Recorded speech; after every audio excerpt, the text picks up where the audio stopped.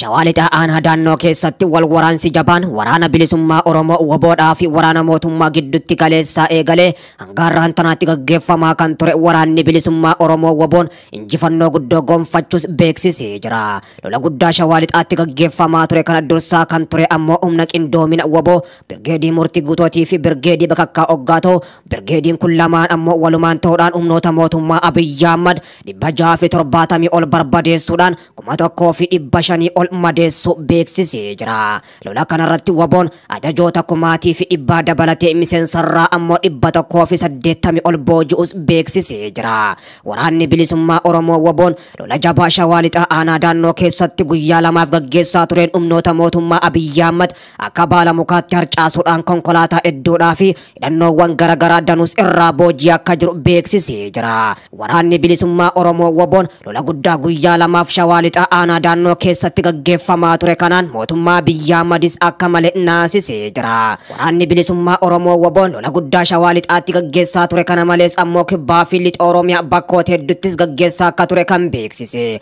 Lola guddaa mootummaan Abiyyi Ahmad humnoota waraana isaa kaabarraa deebise waraana bilisummaa Oromoo dhabamsiisu jechuudhaan bobbaase kana duruma dhaabbachuun humnoota mootummaa Abiyyi Ahmad bakka awwaalcha isaanii Oromiyaa taasisaa jiraachuu waraanni bilisummaa Oromoo waboon beeksisee jira. Waboon duula guddaa yeroo ammaan tana isarratti baname akkuma gaariitti ofirraa qolachaa jiraachuu kan beeksise. Ajajoonni waraana bilisummaa Oromoo ol aanoo ta'an kutaalee Oromiyaa bakka maratti humnoonni isaanii humnoota mootummaa Abiyyi Ahmad akka baala mukaatti harcaasuudhaan injifannoo gurguddoos gonfachaa jiraachuu beeksisanii jiru. Lola guddaa Shawaalixaatti gaggeeffamaa ture kana ammoo adda kan godhu waraanni bilisummaa Oromoo waboon guyyaa lama booddee ajajoota waraana Abiyyi Ahmad 1,100 harkatti galfachuudhaan miseensota hedduus booji'anii hedduu isaanii barbadeessuu fi hedduus madeessu jechuudhaan himamaa jira. Ijoolleen Oromoodhaa lolli guddaan erga jalqabee ammoo torbee kana keessa bakkoota garaagaraattis injifannoo gurguddoo argachaa jiraachuu kan beeksisan.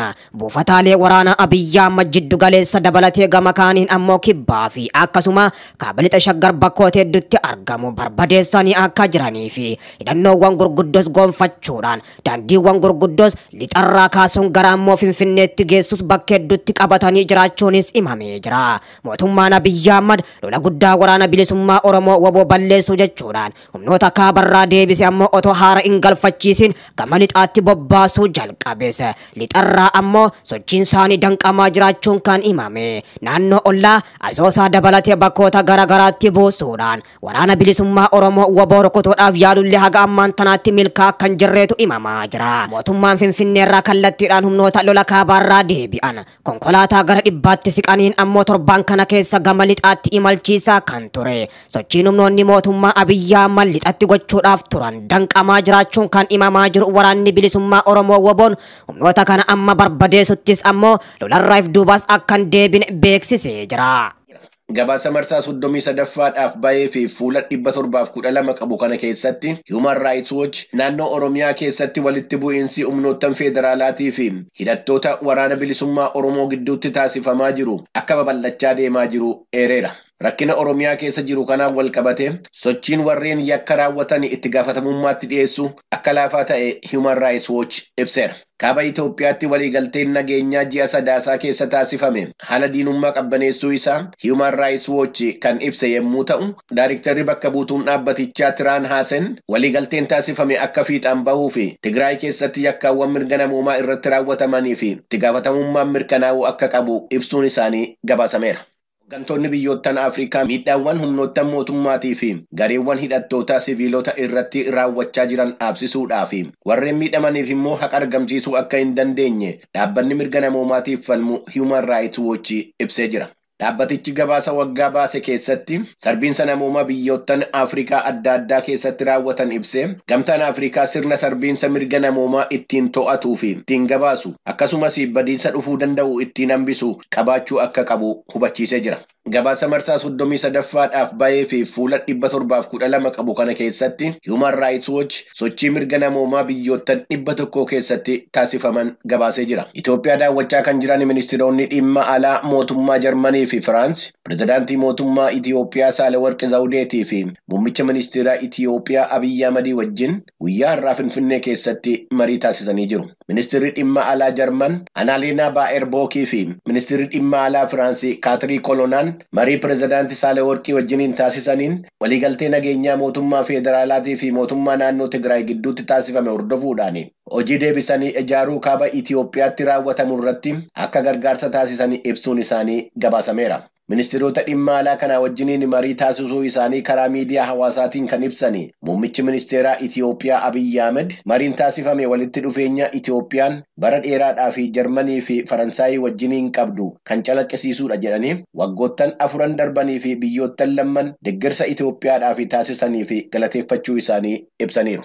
Manni marii mirgoota namoomaa Itoophiyaa ibsa tibbana baaseen bakkeewwan garaagaraatti hidhaan hanga'ootaa fi miseensota paartii mormituu irratti adeemsifamaa jira jechuudhaan ibsa isaa keessatti eeree jira. Itoophiyaa keessatti dirreen siyaasaa fooyya'aa kan dhufee tures ta'u yeroo ammaa kana garuu ijaarsa dimookiraasii irratti rakkoo uumuu haala danda'u agarsiisaa jira jechuudhaan ibsa kana keessatti eeramee jira. Ibsicha keessatti kan hammataman hidhaawwan miseensotaa fi hooggantoota paartii siyaasaa mormituu irratti gaggeeffaman keessaa obbo Fiqaaduu Ayyaanaa, koree qindeessituu paartii koongiresii federaalistii Oromoo godina Wallaggaa ba'aa fi miseensa koree giddu galeessaa paartichaa kan ta'an onkololeessa 8 bara 2015 bakka hojii isaanii qabamanii humnoota nageenyaatiin kan fudhataman yommuu ta'u erga waajjira humna tikaa magaalaa Naqamtee keessatti hidhamanii turanii booda onkololeessa 13 bara 2015 irraa jalqabee eessatti akka geeffaman maatiin isaaniis ta'e paartiin isaanii akka hin beekne ibsamee jira.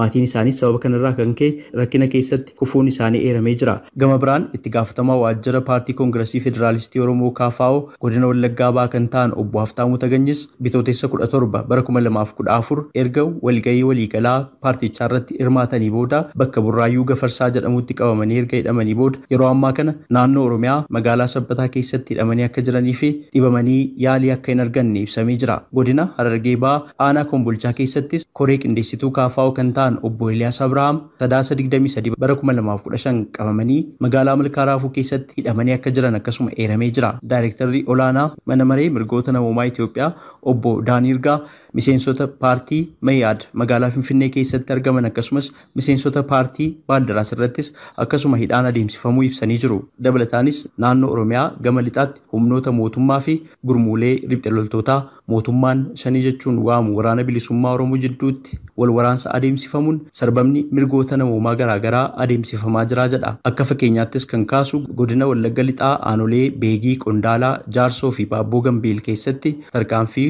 mootummaan humnoota hidhatan kanneen irratti fudhataa jiruun namoota meeshaa maleeyyii irratti sarbamni mirgoota namoomaa garaagaraa qaqqabuu isaati kan beeksisee jiru. Akka mana marichaatti aanaa Beegii keessatti muddee 12 bara 2015 bakka dhaladhuu jedhamee waamamutti namoonni 9 bakka tokkotti ajjeefamuu isaanii fi muddee 13 ammoo namni Sheek Ismaa'eel Hassanii fi Abdallaa jedhaman mana tokko keessatti ajjeefamuu isaanii fi ganda Xoobii jedhamee waamu keessatti immoo obbo Shibbiruu Qixxeessaa namni jedhaman akkasuma mana jireenyaa isaanii keessatti ajjeefamuu ibsa kanarratti eeramee jira. Haaluma wal fakkaatuun ganda Laaloo keessatti namni Tuushaa jedhamu mana jireenyaa isaa keessatti ajjeefamuu isaa manni marichaa mirkaneeffadheeraa jechuun ibsee jira. Bakkeewwan garaagaraatti sarbamoota mirga namoomaa raawwatamaa jiran kana mootummaan akka dhaabbatu taasisuu qabaa jechuudhaan daayirektarri olaanaa mana maree mirgoota namoomaa Itoophiyaa obbo Daaniirgaa yaadachiisanii jiru. Buqqaatii wajjin wal qabatee biyyattii keessatti bakkeewwan dhabamuun nagaa jiru garaagaraa keessatti buqqaatiitiin wal qabatee sarbama mirga namoomaa qaqqabaa jiru dhaabsisuuf mootummaan qooda qabaa jechuun obbo Daan akkasuma yaadachiisanii jiru. Gama biraan dhaabbatni falmaa mirga namaa Human Rights Watch jedhamu gabaasa isaa waggaa tokko keessatti ibsa baaseen waldhabdeen hidhannoo waggoota 2 kaaba Itoophiyaa keessatti adoolessa bara 2020 eegale lammiilee nagaa irratti miidhaa hamaa geessisuutti fufeeraa jechuun beeksisee jira. Adoolessa keessa qaamolee waraanaa gurguddoon waliigalteerra haa ga'amu malee humnoonni nageenyaa kan gama mootummaaf gareewwan hidhatanii meeshaa hamaa naannolee biroo keessatti addatti immoo Oromiyaatti raawwataniiru jedha. Hanga'oonni naannolee walitti bu'iinsaan miidhaman keessatti tajaajila intarneetiif quunnamtii bilbilaa irra deddeebiin addaan kutaniirus jedha. Ibsi Human Rights Watch intarneetiif malli quunnamtii biroo Tigraay keessatti waxabajjii bara 2021 irraa eegalee adda citeeraa jechuunis yaadachiisa.